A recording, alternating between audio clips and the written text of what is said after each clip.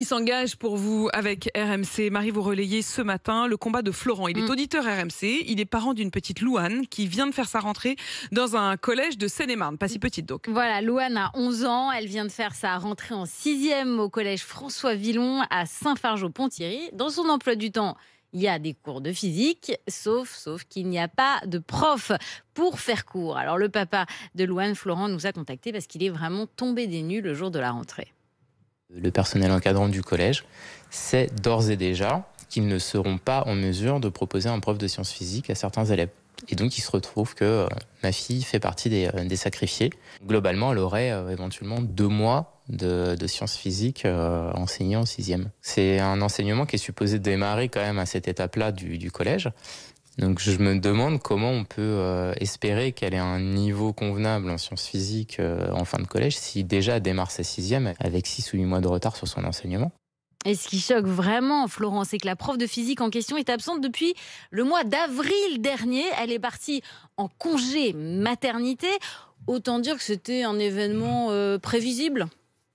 Un peu démunis face au fatalisme des personnels encadrants, du professeur principal du collège qui semble nous expliquer qu'elle est un peu surprise que nous, parents d'élèves d'enfants de 6e, on ne soit pas déjà au courant qu'en fait, il va falloir faire avec, ou du moins il va falloir faire sans.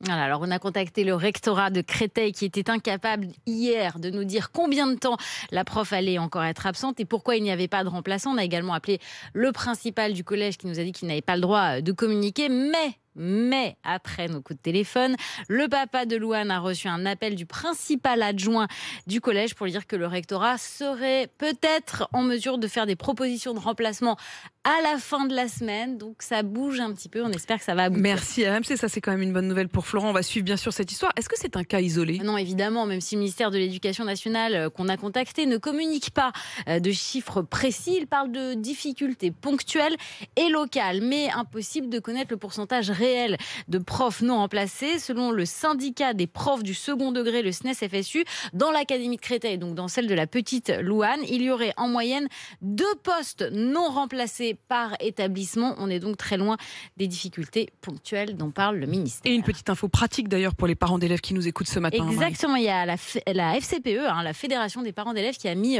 une plateforme sur Internet qui s'appelle Ouyapacours, une plateforme sur laquelle vous pouvez déclarer les absences des profs, ce qui permet justement d'avoir une petite idée du nombre perdu pour les élèves. Vous étiez bon en physique, Charles ? Moyen.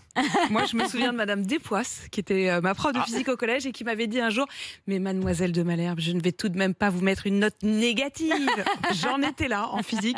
Mais cela dit, je garde un très bon souvenir d'aller. Heureusement qu'elle assurait les cours. Au bac, parce que j'ai eu justement un prof qui a été absent. Un prof qui était absent. Plusieurs mois.